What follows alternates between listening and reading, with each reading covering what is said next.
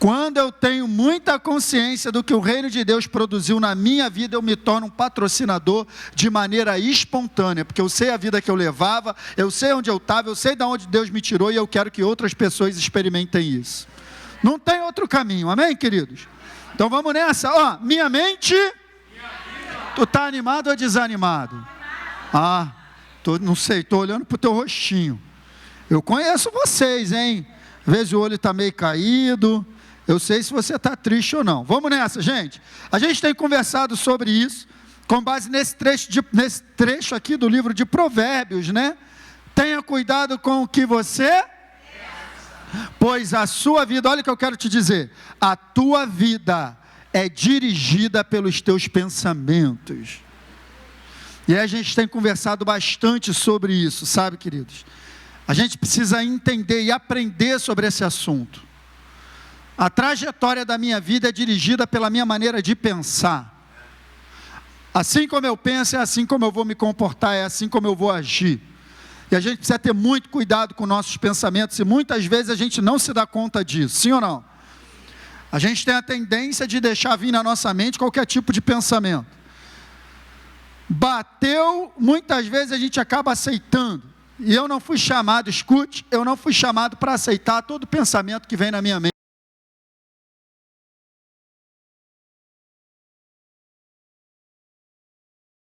Para mim, não atua na mente de maneira intencional, eu preciso ser intencional. Escute, você não vai pensar a coisa certa no automático. De modo geral, a tendência humana no automático é pensar errado. Então eu preciso ser intencional em descartar o pensamento errado, para pensar de maneira certa. Eu preciso ser intencional. Tem vários ensinos nas escrituras falando sobre isso. Filipenses 4:8. Tudo que for verdadeiro, tudo que é honesto, se há algum louvor, se tem alguma virtude, se é de boa fama, se é agradável, seja isso que ocupe o teu pensamento.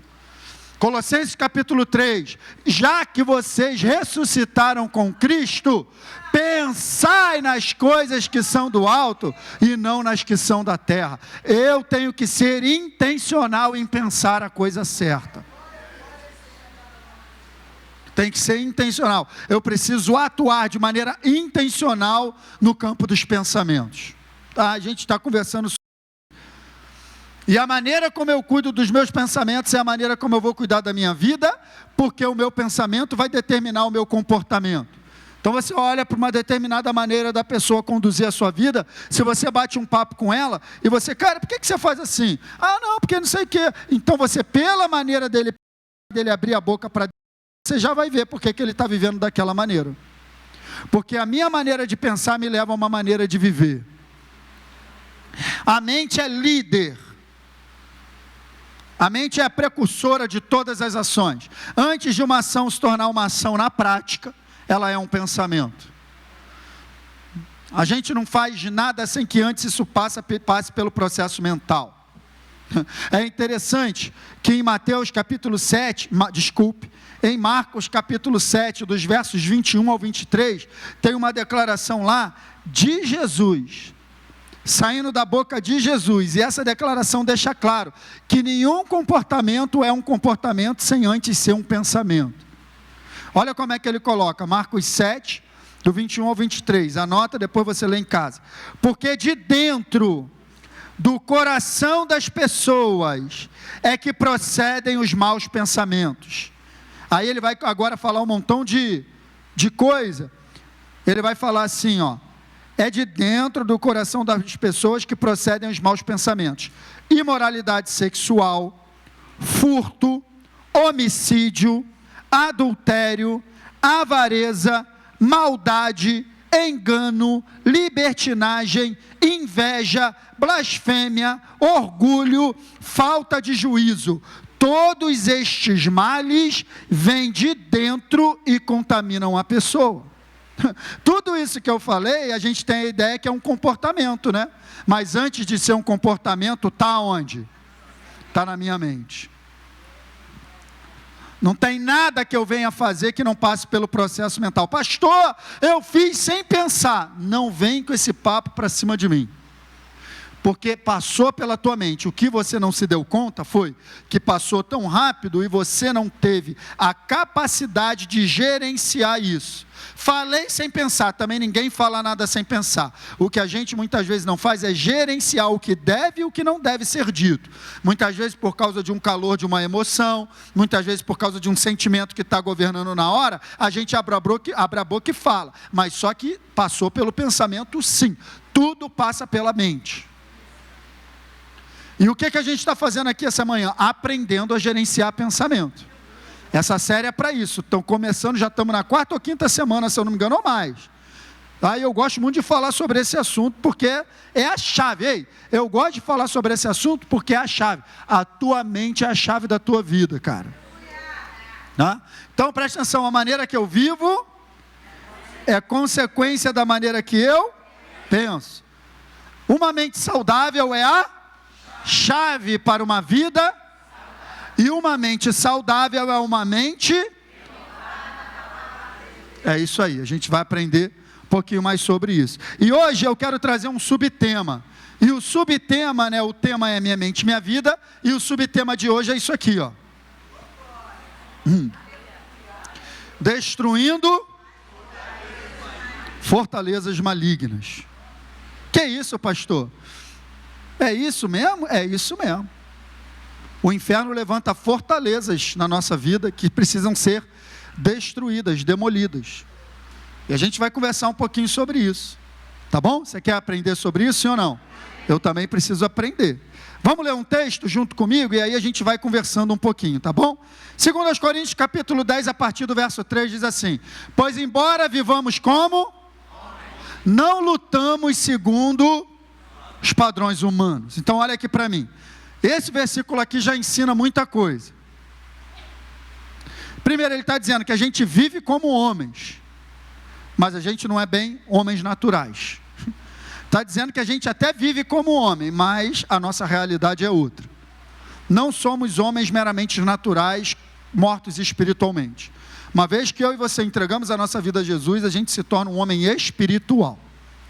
Tá? O teu corpo possui dentro dele um espírito e uma alma habitando dentro dele. Então é isso que você precisa entender. O apóstolo Paulo está só querendo dizer, você não é só o que você pensa que é. Tem mais complexidade na tua composição do que você imagina. É mais complexo do que você imagina. A tua vida é mais complexa do que você imagina. E aí, ele coloca outra verdade também. Ele diz, não lutamos segundo o quê? Os padrões. Lógico, um homem espiritual não pode lutar com armas físicas. Agora, presta atenção. O que a gente pode aprender? Tem uma luta, gente. Ele está dizendo que a gente não luta segundo os padrões humanos, mas a gente luta, sim ou não? Então, primeiro, a gente pode aprender que tem uma luta. Tem um combate. E essa luta, ela também não é física, porque ele está dizendo que a gente vive como homem, mas a nossa luta não pode ser segundo o padrão humano. Então, vai aprendendo, hein? Existe uma luta, existe um combate acontecendo, é o que a gente pode aprender. Existe uma luta, você está lutando e nem sabe. Existe uma luta, existe um combate e essa luta não é uma luta física. Efésios também vai falar sobre isso. Porque não lutamos, porque a nossa luta não é contra carne e sangue. Na versão da NTLH está escrito, porque a nossa luta não é contra seres humanos. E aí ele vai continuar aqui no verso 4. As armas com as quais lutamos não são... Opa, então aprendemos mais uma coisa. Nesse combate que a gente está lutando, a gente tem? Tem o quê? Tu está dormindo ou está acordado? Nós temos armas. Ele está dizendo que as armas com as quais lutamos não são?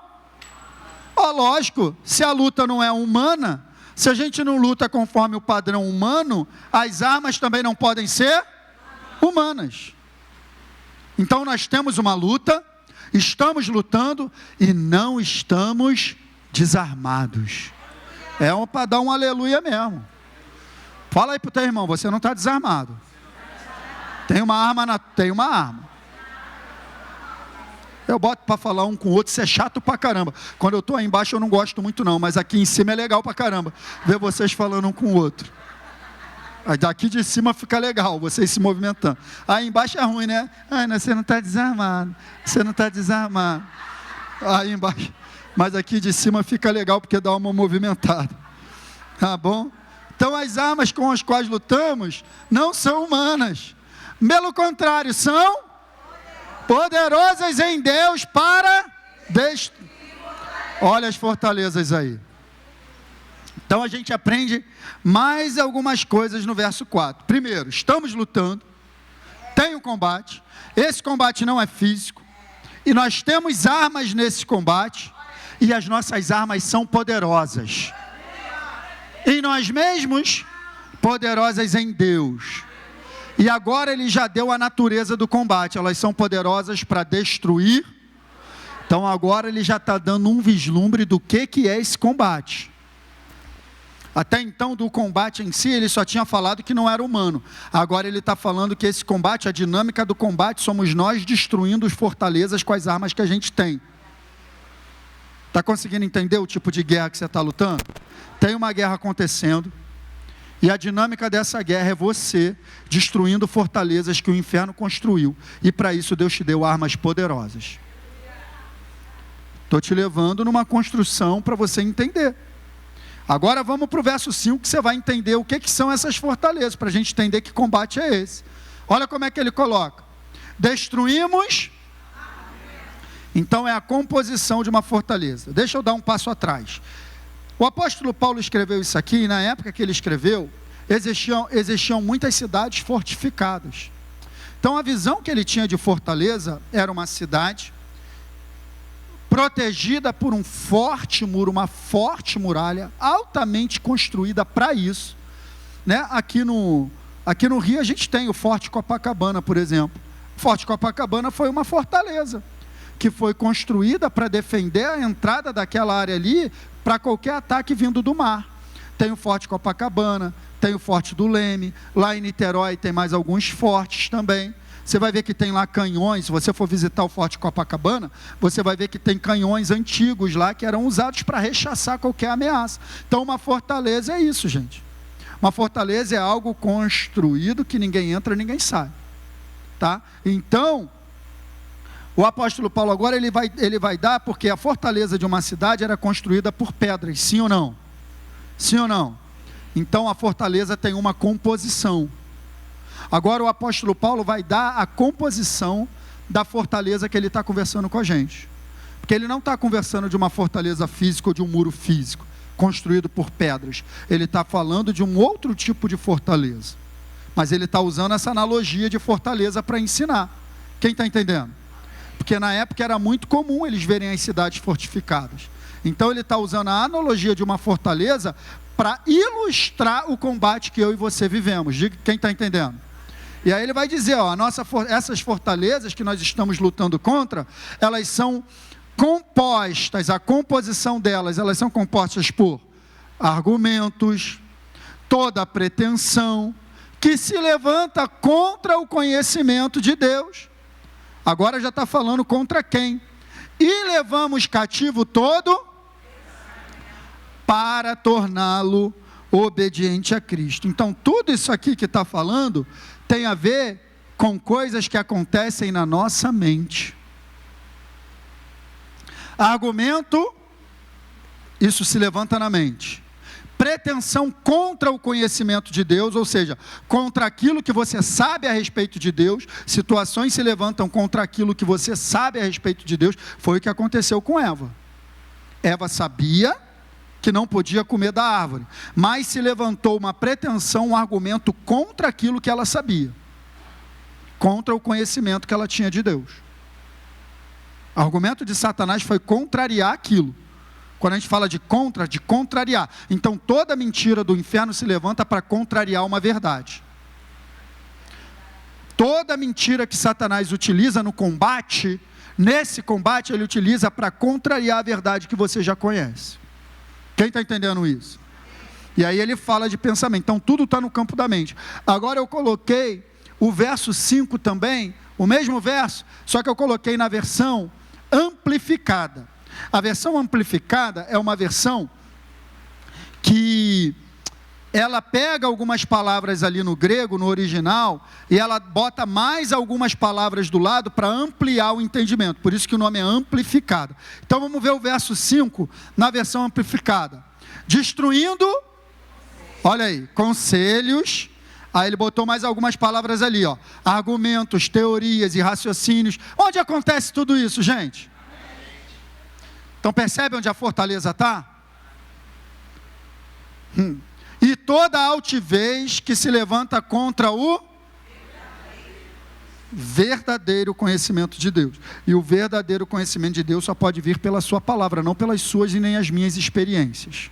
Tá? Contra o verdadeiro conhecimento de Deus, levando cativo todo entendimento, pensamento, propósito, à obediência de Cristo, o Messias, o ungido. Então tudo que ele está falando de fortaleza, tudo isso tem a ver com pensamento, gente. Então preste atenção agora que eu vou resumir. Tem uma guerra acontecendo, você está lutando essa guerra, as armas do inferno são construir fortalezas, a sua arma é poderosa em Deus para destruir as fortalezas, e o campo de batalha, aonde essa luta está acontecendo, é o campo de batalha da tua mente.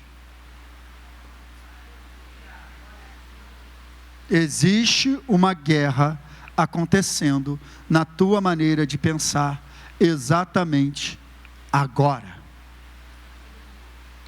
Por muitas vezes, nós não nos darmos conta desse combate, nós estamos ausentes do campo de batalha, e se eu estou ausente do campo de batalha, se eu não cuido dos meus pensamentos, o meu inimigo vai ganhando espaço com seus argumentos, pretensões, conselhos, altivez, e tudo isso vai se enraizando, porque eu não estou atuando no campo de batalha de maneira intencional.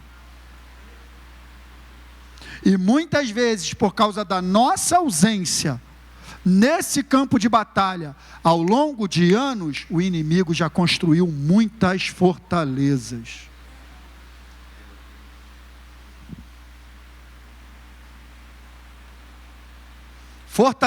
Uma fortaleza é uma área onde somos mantidos escravizados em decorrência de uma... O inferno nos escraviza, nos oferecendo maneiras de pensar que contrariam completamente o que Deus tem a dizer a teu respeito. Fortaleza, na psicanálise, é conhecido como crença limitante. É uma maneira de abordar uma situação, pode ser a respeito de mim mesmo, de uma situação que eu vivi com uma pessoa, de uma dificuldade até mesmo de relacionamento. Então, às vezes o comportamento daquela pessoa, algo que ela falou, a maneira dela agir, foi me oferecendo um padrão, porque uma fortaleza não é construída com uma pedra só.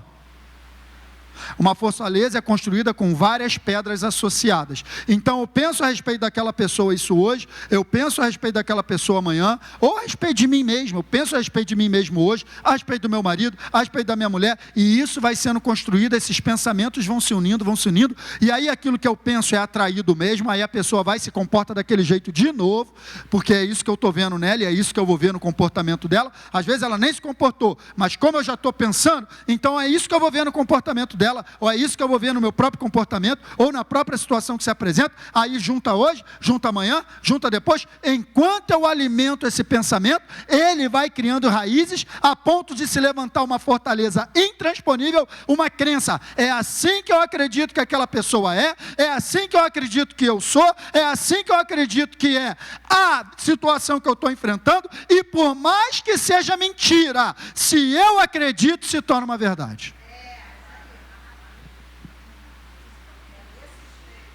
Uma crença limitante, me limita. Uma fortaleza. Fortalezas, queridos, não surgem do dia para a noite. Fortalezas mentais são construídas ao longo do tempo, à medida que acolhemos e alimentamos pensamentos errados, a respeito de tudo. Principais armas do inferno: pensamentos que geram medo, insegurança. Uma das armas principais, porque o medo te limita. Eu não sou capaz, isso não é para mim, eu não posso. Tem pessoas que ficam enclausuradas, não conseguem nem sair de casa por causa do espírito do medo.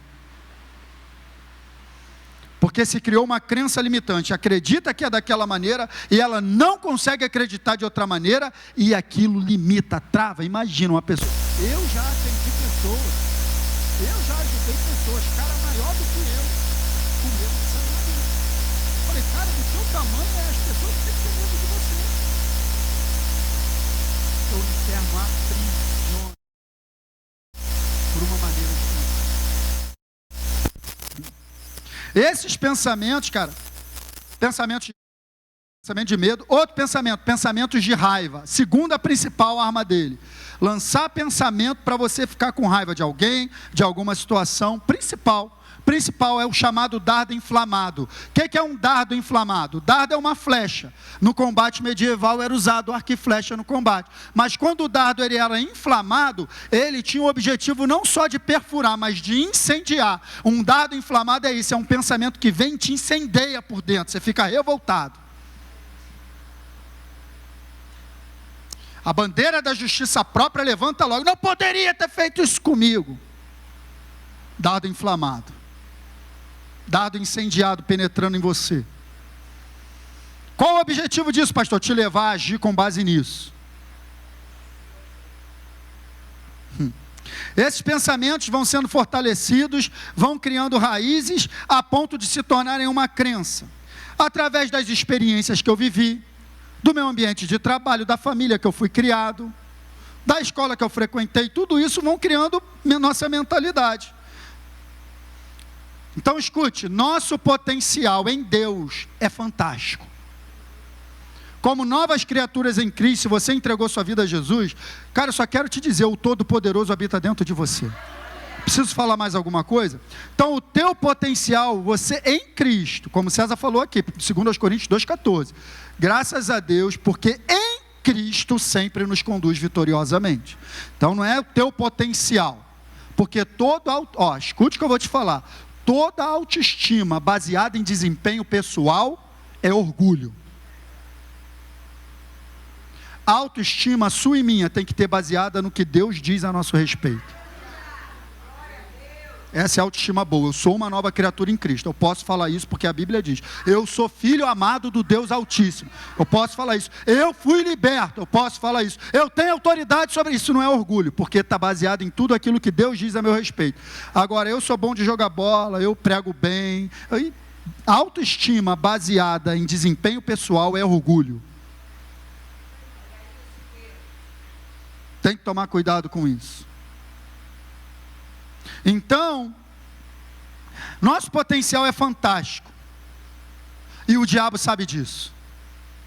Sabia que o diabo conhece melhor o teu potencial em Cristo do que você mesmo? Ele sabe que se você pegar quem você é em Cristo, se você pegar todo o poder que está dentro de você, ninguém te para.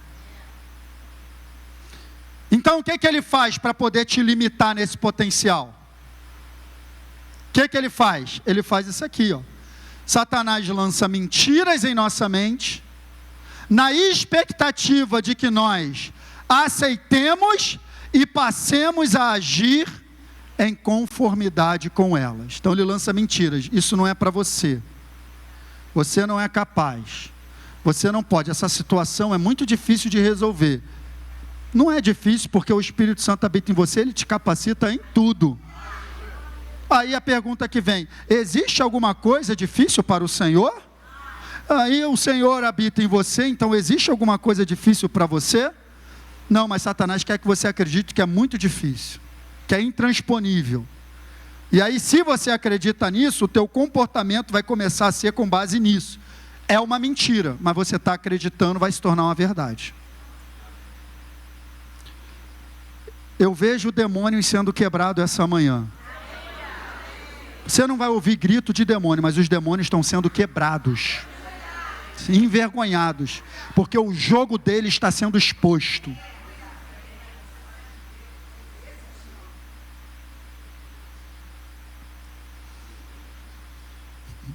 As pessoas costumam dizer: pastor, mas eu não posso fazer nada com relação aos meus pensamentos. Os pensamentos simplesmente, eu querendo ou não querendo, vêm. Quando eu não quero, eu estou pensando. Tá bom, isso é um sofisma. O que é um sofisma? É uma meia-verdade.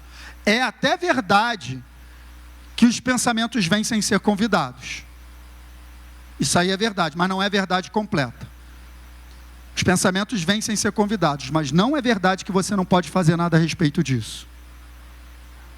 Você pode escolher expulsar um pensamento que veio sem ser convidado e pensar na coisa certa de maneira intencional. Você pode escolher. Amém, queridos? Podemos e devemos reconhecer um pensamento errado e decidir mandá-los embora e substituir pelo pensamento correto. E muitas vezes fortalezas são construídas, olha para mim, de maneira inconsciente. Você nem percebeu, mas uma situação que você foi exposto, seja na tua infância, no teu lar, na família, uma situação que você foi exposto, construiu uma fortaleza, e você está se comportando com base nessa fortaleza, ou seja, numa crença limitante e nem sabe. Você está limitada no teu potencial e nem sabe. Então eu trouxe um livro aqui que eu quero te recomendar, O Campo de Batalha da Mente, de Joyce Meyer. Eu já li esse livro aqui umas 5 vezes, e sempre recorro a ele para estudar. Quando eu falo muito desse assunto, gente, por que eu falo tanto desse assunto? Porque isso aqui mudou minha vida. Lógico que eu ainda falho e muito, mas eu tenho vencido mais do que perdido. Isso aqui mudou, esse conteúdo que eu estou te ensinando aqui mudou a minha vida. Quando eu aprendi a gerenciar pensamento, eu entendi que quando eu gerencio o pensamento, eu gerencio o sentimento. E se eu gerencio o pensamento e sentimento, eu gerencio o comportamento, minha vida mudou. Então eu quero ler aqui uma parábola, que não é uma parábola de Jesus, mas é uma parábola de Joyce Meyer, que ela escreveu no livro, e ela mostra como uma fortaleza é construída. Quero que você preste atenção, tá bom? Diz assim: Maria e seu marido João, escute, Maria e seu marido João não estão desfrutando de um casamento feliz. Há discórdia entre eles o tempo todo. Ambos andam irritados, amargurados e ressentidos. Eles têm 2 filhos que estão sendo afetados pelos problemas do casal. A discórdia está transparecendo no trabalho. A discórdia do casal está transparecendo nos trabalhos escolares das crianças e nos comportamentos deles na escola. Uma das crianças está tendo, inclusive, um problema de estômago, causado pelos nervos. O problema de Maria é que ela não sabe como deixar João ser o cabeça da família. Ela é mandona, quer tomar todas as decisões, administrar as finanças e a disciplina das crianças. Ela quer trabalhar, pois afinal tem que ter seu próprio dinheiro. Ela é independente, barulhenta, exigente e resmungona. A esta altura você já deve estar pensando: eu tenho a resposta para ela. Ela precisa conhecer Jesus. Ela o conhece. Maria é crente. Recebeu Jesus como seu Salvador há 5 anos. Apenas 3 anos depois de se casar com João. Você quer dizer que não houve uma mudança em Maria desde que ela recebeu Jesus como Salvador? Sim, houve mudança. Ela acredita que vai para o céu, mesmo que seu mau comportamento a faça sentir-se em constante condenação. Agora ela tem esperança. Antes de encontrar Jesus era infeliz e desesperançada. Agora ela é só infeliz, mas tem esperança de um dia ser salva. Maria sabe que sua atitude está errada. Ela quer mudar.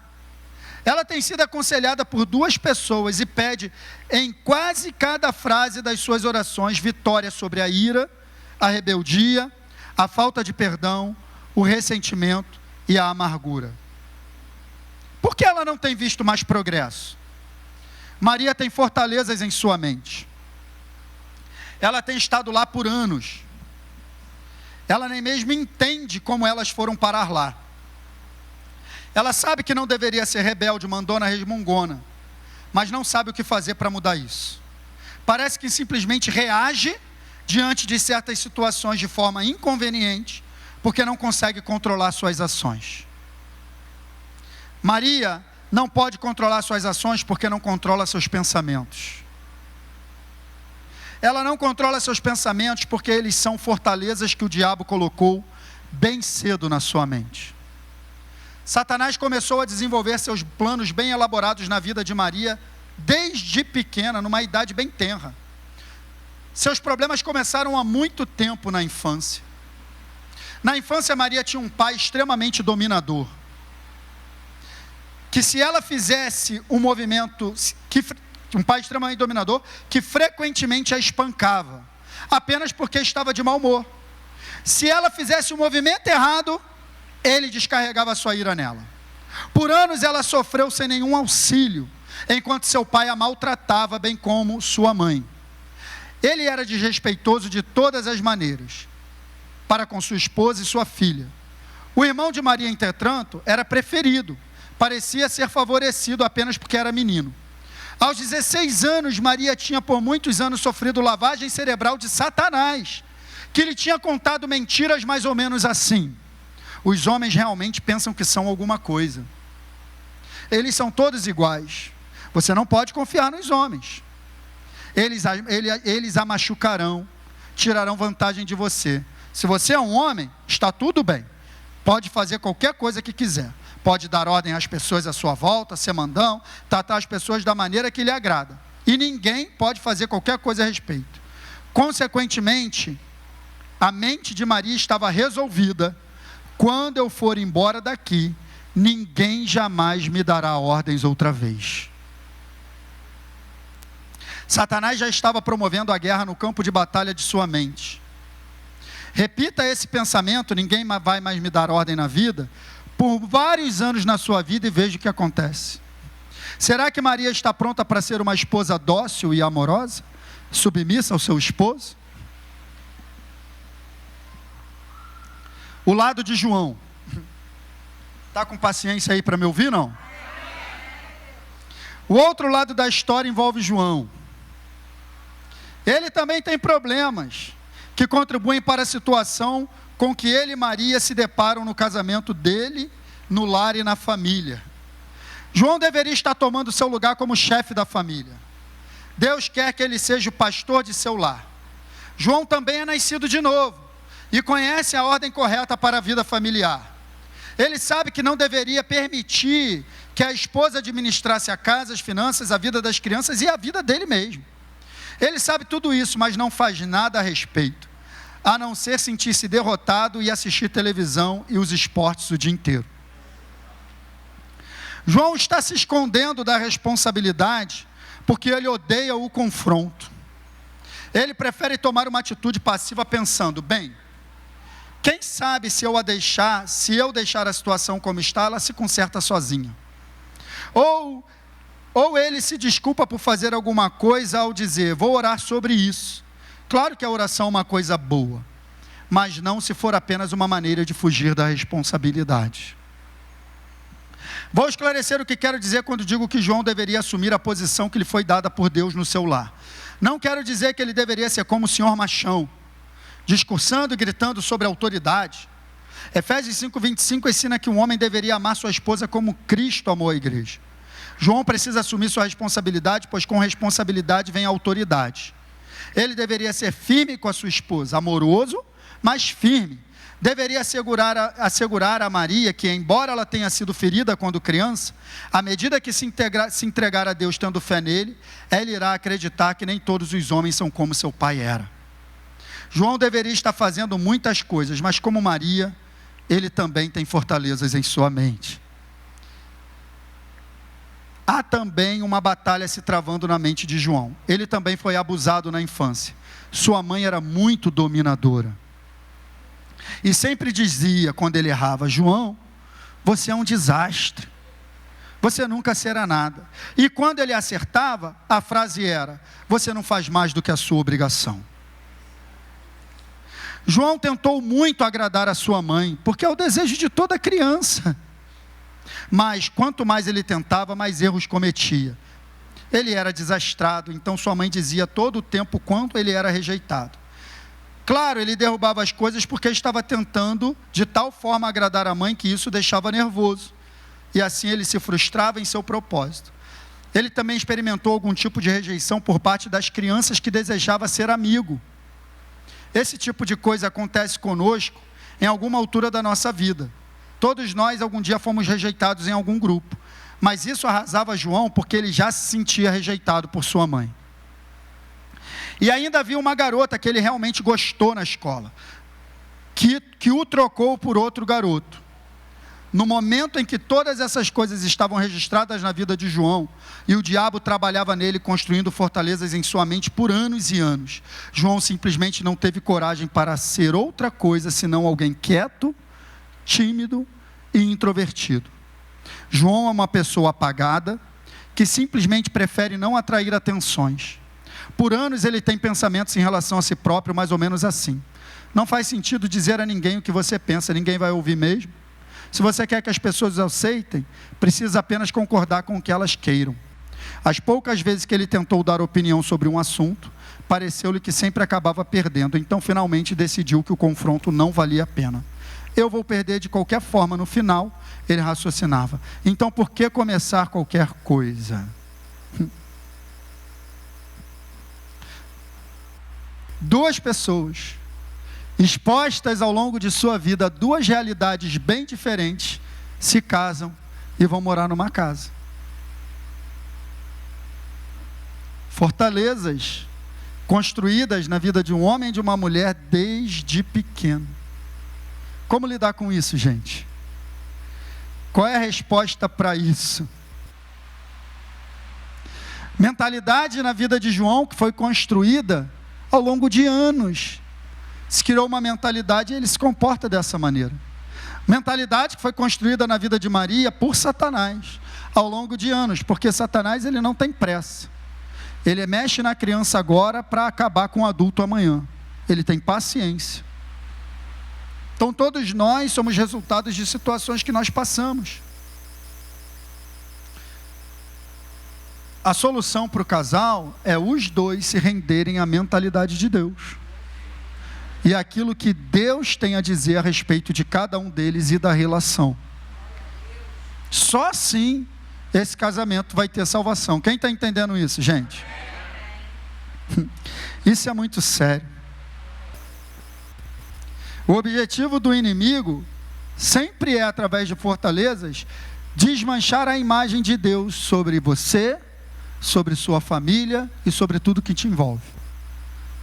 A imagem de Deus é que você viva um casamento feliz e cada vez melhor. Mas isso tem se deturpado tanto ao longo de anos, que hoje em dia o papo é, quando uma pessoa casa e está feliz, chega perto de um casal que já está casado há muito tempo, não, casei, está feliz. Ah, no começo é tudo maravilhoso.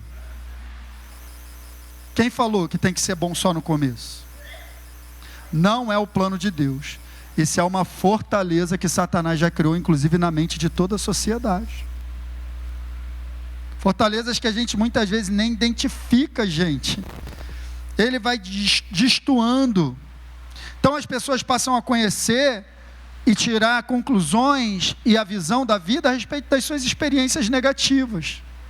Você não precisa tirar conclusões da sua vida a respeito das suas experiências negativas. Você pode tirar conclusões a teu respeito da tua vida pelo que a palavra de Deus diz de você. Eu gosto muito da Joyce. A Monique ouve 24 horas por dia, praticamente. Né? Porque ela é uma mulher que ela tem autoridade para dizer o que ela diz. Porque é uma mulher que foi abusada sexualmente pelo próprio pai. Anos e anos da vida, e no final ele muito doente, ela perdoou e cuidou dele, honrou ele até o final. Ela foi liberta. E o testemunho dela é o seguinte: enquanto eu me vi como vítima, eu nunca prosperei. Enquanto eu olhava para aquilo que tinha me acontecido, nada dá certo na minha vida porque eu fui abusada pelo meu pai, nada dá certo na minha vida porque aconteceu isso comigo, eu não tenho como. Enquanto ela se via dessa maneira, ela nunca prosperou. Mas no dia que ela decidiu, ok, isso aconteceu comigo, o meu passado é terrível, mas o meu futuro está intacto. Eu posso mudar a minha história. Não importa o teu passado, em Cristo o teu futuro está limpo, cara. É assim que pensar. É assim que as fortalezas vão começar a ser destruídas. Essas são as armas poderosas em Deus que nós temos para destruir fortalezas malignas. Ela diz que uma vez uma mulher, conversando com ela no aconselhamento, tinha passado por várias situações na vida e aí usou essa frase contra ela. Falou assim: Joyce, eu fui jogada contra o ônibus a minha vida inteira. A mulher falava isso. E tudo que ela falava para tentar fazer a mulher tinha como retorno. Era uma... Estou dirigindo.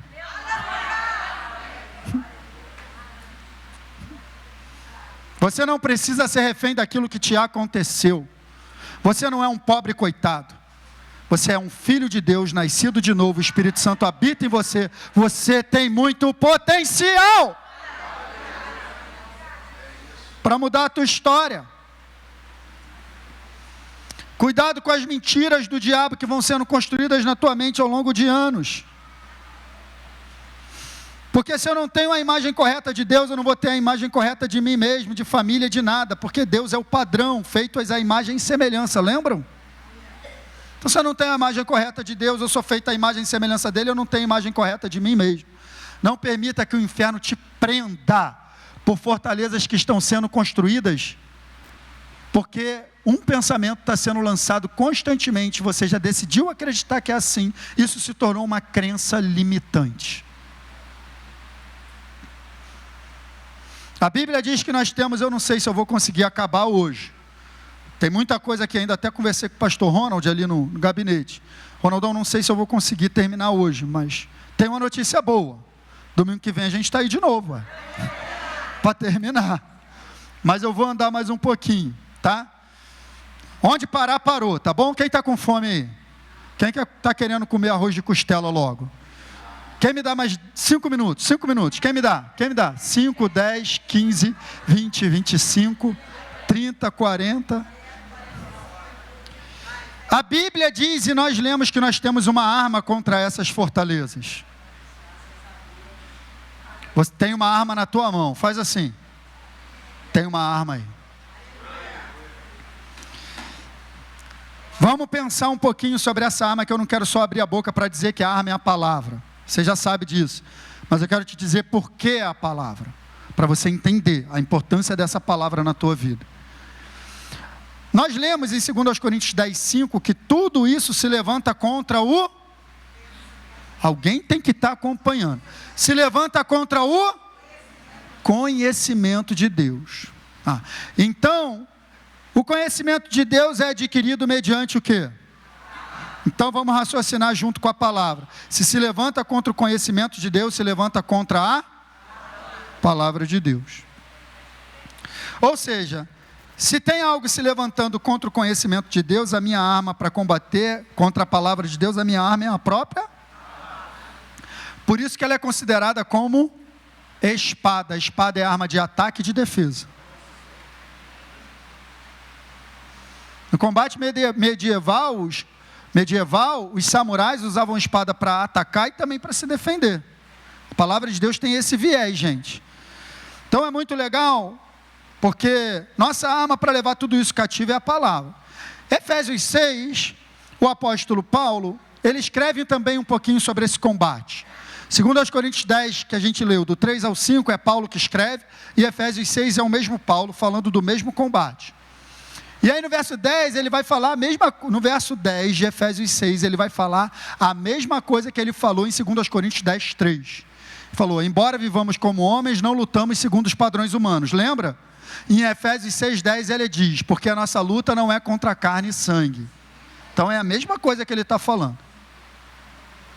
E aí ele vai dizer, contra principados, potestades, príncipe das trevas deste século, hostes espirituais da maldade nas regiões celestiais. Ou seja, o campo de batalha, príncipe da potestade do ar, é a mente.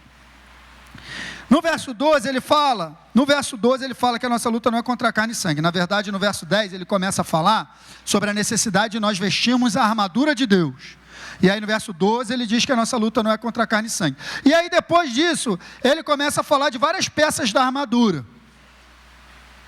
Está lá em Efésios 6, do 10 ao 18. Ele começa a falar de várias peças da armadura. Interessante é que tem uma das peças que ele não só fala qual é a peça, mas ele fala para que ela deve ser usada. É a única peça que ele fala para que, como você usa, para que você usa. Então ele fala do capacete, ele fala do cinturão da verdade, mas ele não diz para quê. Ele fala da couraça da justiça, mas ele também não diz o para quê. Ele fala do capacete da salvação, também ele não diz para quê. Ele fala da espada do Espírito, ele fala das sandálias do Evangelho da Paz, mas ele não diz para quê. Mas tem uma peça da armadura que ele fala o que é e para que serve. É o escudo da fé. Segurando também o escudo da fé, com o qual poderão apagar todos os dardos inflamados do maligno.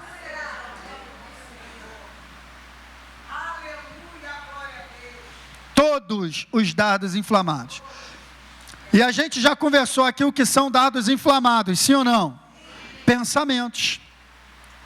Então pensamentos. O escudo da fé apaga os dados, ou seja, desfaz os dados, desmente os dardos.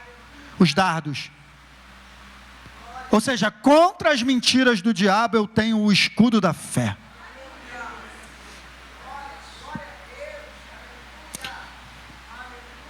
Com base nisso eu posso te ensinar que escudo da fé então é escute isso. Escudo da fé é o conhecimento revelado que eu tenho da palavra de Deus a meu respeito e de tudo que eu vivo, que faz com que eu confronte uma mentira com a verdade. Escudo da fé, ele é formado, a composição dele é o meu conhecimento revelado da verdade. Quem está entendendo isso nessa manhã? Ou seja, a palavra de Deus, estabelecida como mentalidade, não é a palavra de Deus na minha casa, não é ter 10 Bíblias em casa, olha aqui para mim, não se distraia, não é ter 10 Bíblias em casa, não é a palavra de Deus no celular, não é isso, é a palavra de Deus, depois de estudo e meditação, se tornando a minha maneira de pensar, ou seja, estabelecida como mentalidade, é a nossa arma contra os ataques do inferno na minha maneira de pensar. Eu preciso conhecer o que a Bíblia diz a meu respeito, para quando o inferno lançar uma mentira, eu combater com uma verdade. Mais importante do que você identificar uma mentira, é você saber a verdade que a combate. Vou repetir. Mais importante do que você identificar uma mentira, é você saber qual é a verdade que a combate. Foi isso que Jesus fez no deserto com o diabo. No deserto, Jesus usou o escudão da fé dele. Se tu és o Filho de Deus, transforma essas pedras em pães. Jesus, olha o escudo da fé, está escrito: nem só de pão viverá o homem, mas de toda a palavra que sai da boca de Deus. Escudo da fé. E aí levou um pináculo muito alto, lança-te daqui abaixo, porque está escrito, o diabo usou a palavra, está escrito, Salmo 91, aos teus anjos dará ordem a teu respeito, para te guardarem em todos os teus caminhos. Jesus falou, também está escrito, não tentarás ao Senhor teu Deus. O escudo da fé de Jesus era grandão.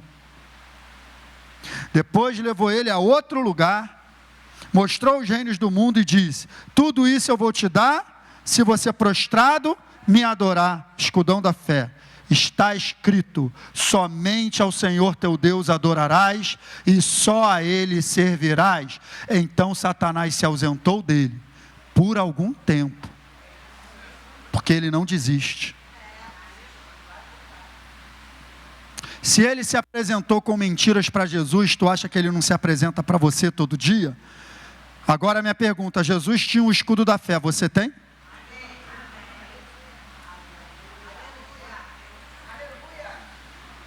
É o quanto de verdade revelada da palavra de Deus eu tenho no meu espírito que vai determinar o sucesso, o meu sucesso no combate diário. Pouca verdade, pouco sucesso. Muita verdade, muito sucesso. O meu escudo da fé pode ser igual uma tampinha de garrafa. Se eu conheço nada da Bíblia, se eu não me dedico, um escudinho pequenininho que não segura nada, ou pode ser um escudo que eu tanto conhecimento que ele protege até meu corpo inteiro, como o escudo do combate medieval, que os caras botavam o escudo e se abaixavam embaixo, protegia o corpo inteiro. Qual a amplitude do teu escudo? Pouco conhecimento, pouco defesa, muito conhecimento, muita defesa. É isso que forma o escudo da fé. Eu preciso ter base de conhecimento suficiente para que a verdade que está em mim prevaleça sobre as mentiras que o diabo lança todo dia.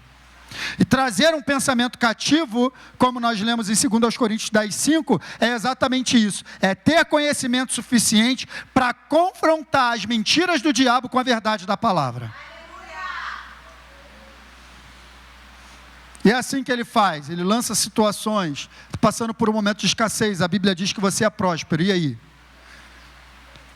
Tem um sintoma de enfermidade te perturbando, a Bíblia diz que você é curado, e aí? O quanto isso está revelado para você se defender? Entre várias outras coisas, gente. Amém, queridos? Amém. É muito fácil enganar alguém que não tem? Quem aqui nunca levou o carro no mecânico? Não sabe nada de mecânica. Sabe nada. Mas vai levar o carro lá. Abre o capô, o cara começa a falar um montão de coisa, tu fica com aquela sensação. Esse cara está me enganando. Mas você não sabe. Vai te enganar no mole, sim ou não? Não tem conhecimento, quem não tem conhecimento é fácil ser enganado. Então preste atenção, queridos. Adquirir conhecimento é uma necessidade urgente. Não tem como mais negociar isso. Você não vai vencer o combate no campo de batalha da mente se você não decidir adquirir conhecimento. Ninguém se torna um médico sem estudar.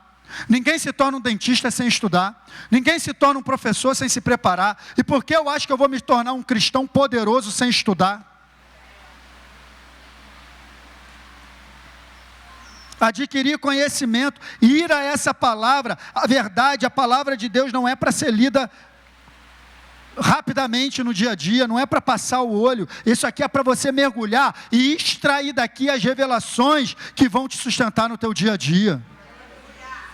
Isso aqui é a tua vida, você tem que entender, a tua vida depende disso aqui, não existe coisa mais importante na tua vida do que essa palavra para você conhecer.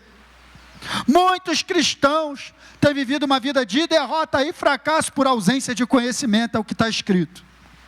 Meu povo é destruído por falta de conhecimento.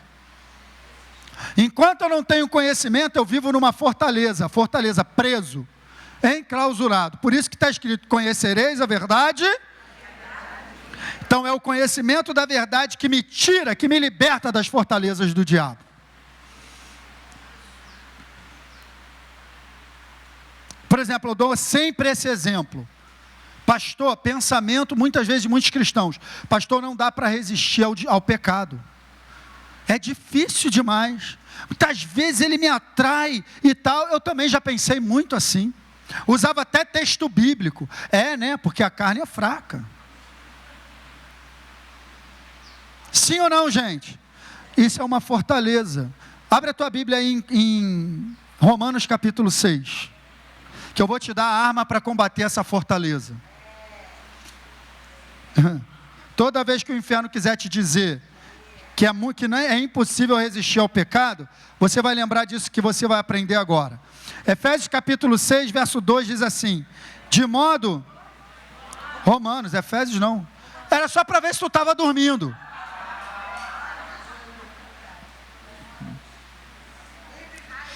Não, Capítulo 6, verso 2 de Romanos. De modo nenhum, como viveremos ainda no pecado, nós, os que para ele, você está morto para o pecado. Como é que é impossível de resistir uma coisa para a qual você morreu? Está vendo como é que é uma mentira, uma fortaleza? Agora você quer ver, isso é a sua verdade, sim ou não? Olha para mim, gente, não perde atenção, isso aqui é importantíssimo. Isso é a sua verdade, sim ou não? Você morreu para o pecado, sim ou não? Mas agora olha como é que essa verdade para funcionar depende de você pensar isso. Olha o verso 11 agora.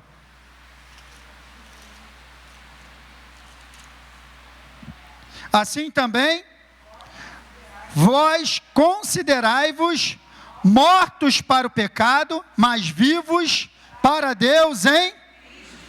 Então, uma coisa é eu estar morto para o pecado, outra coisa é eu mesmo me considerar morto. E eu amo isso porque consideração é um processo mental. Então, eu estou morto para o pecado. Mas se eu não pensar que eu estou morto para o pecado, eu vou achar que eu ainda estou vivo.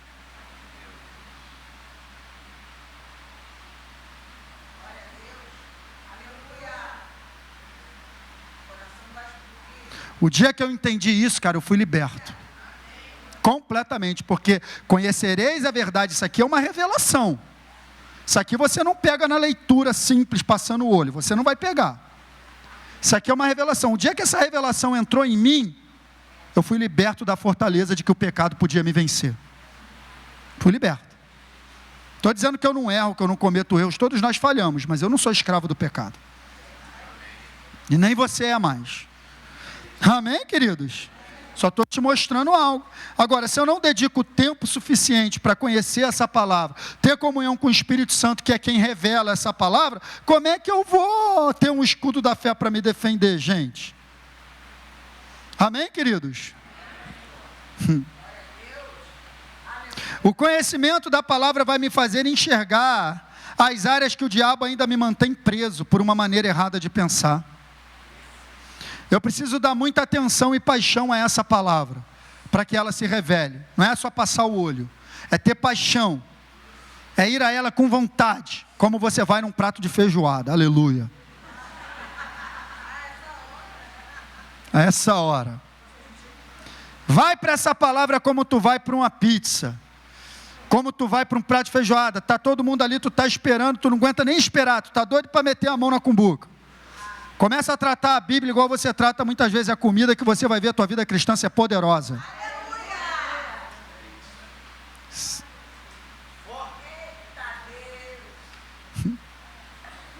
Começa a tratar a Bíblia igual você trata a comida, e eu também. Para você ver se tu não vai ficar uma potência espiritual.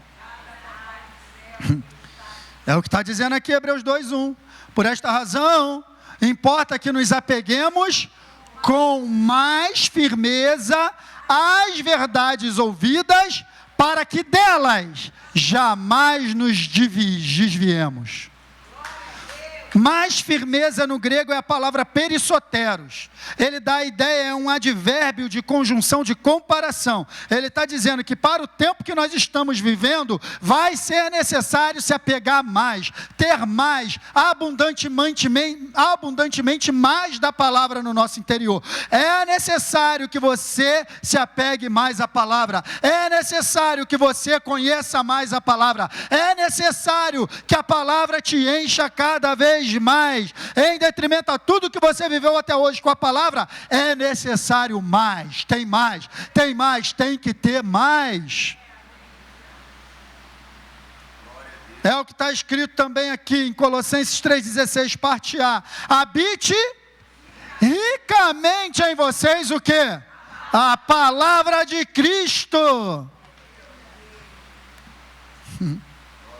A palavra de Deus precisa estar em abundância.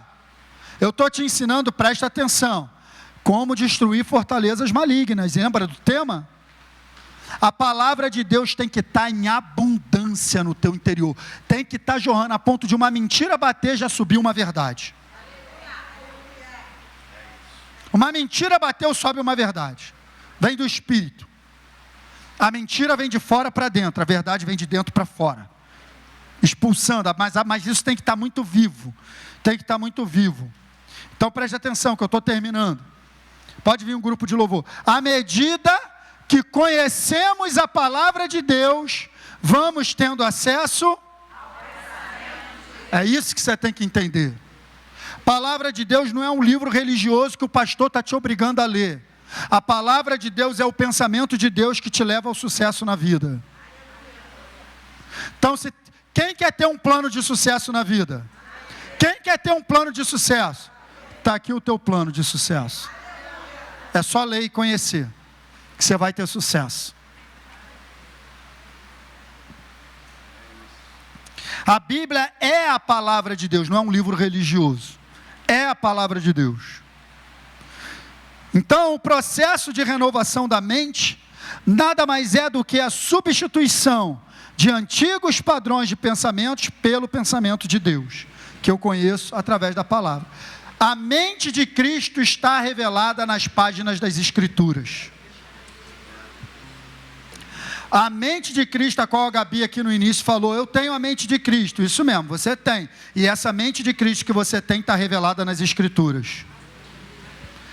Vez após vez, você lendo as Escrituras, você vai tendo acesso ao pensamento de Deus. Amém, queridos?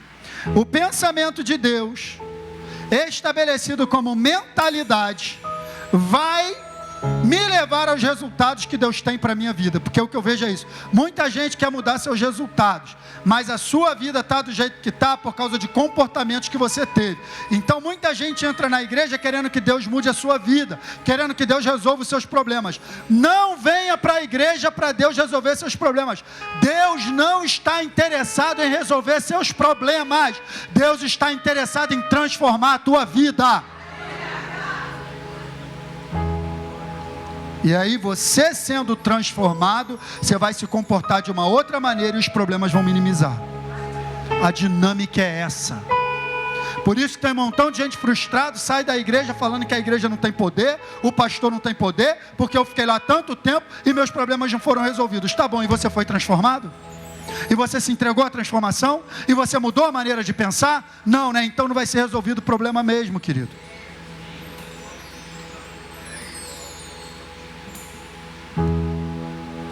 Não tem como alcançar resultados do céu sem adotar o pensamento de Deus como? Não tem como receber os resultados do céu sem que essa palavra governe o teu pensamento. Pegou? Essa palavra tem que te governar, a ponto de você agir com base nela. Lembra que os pensamentos e as fortalezas é para a gente se comportar com base nelas? Então a palavra de Deus precisa te comandar na tua mente a ponto de você se comportar com base nela. E aí Deus vai construir a tua vida com a tua cooperação. Porque de Deus nós somos cooperadores, está escrito. E eu quero fechar com essa frase: fortalezas malignas são destruídas através do estudo diligente da palavra de Deus.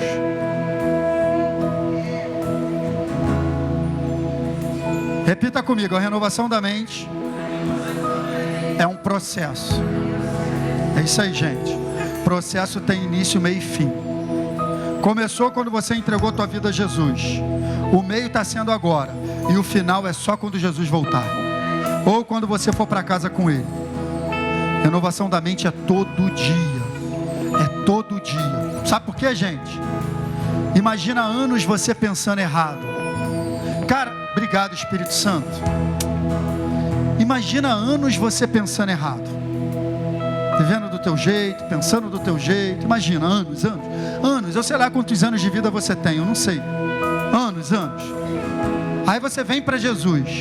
Não sei com quantos anos você veio para Jesus. Aí você entrega a sua vida a Ele. Você é uma nova criatura. Mas aí você acha que você vai substituir a mentalidade do mundo pela mentalidade de Deus, vindo no culto todo domingo?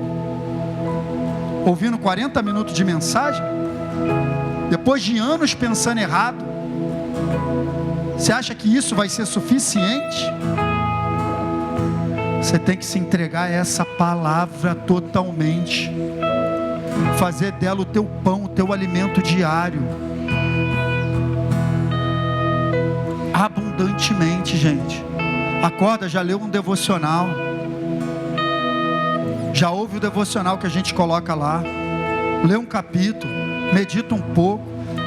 Vai para o trabalho, vai de ônibus, bota um fonezinho, bota uma palavra. Ouve uma mensagem de domingo de novo. Ouve uma palavra de novo. Está no trabalho, tem possibilidade? Fica escutando 24. Eu ouço, gente, eu escuto do YouTube 4, 5, 6 mensagens por dia. É a minha rotina, você pode fazer isso também. Todo dia, deixa aquilo girar. Deixa a palavra falar. Ah, pastor, mas é que eu estou prestando atenção em outra coisa, não vou pegar. Tá, alguma coisa você não vai pegar, mas alguma coisa vai entrar. Alguma coisa vai pegar, depois você ouve de novo em casa, com calma. Mas vai ouvindo. Tá no ônibus, vai orando em línguas. Amém, queridos? Estudo diligente, é uma dedicação constante em estudar e conhecer a palavra de Deus. Amém? Eu creio que fortalezas foram destruídas essa manhã. E você vai viver tudo que Deus tem para você viver, como potencial que já está dentro de você, como nova criatura em Cristo Jesus. Vamos adorar a Deus. Quero declarar teu nome.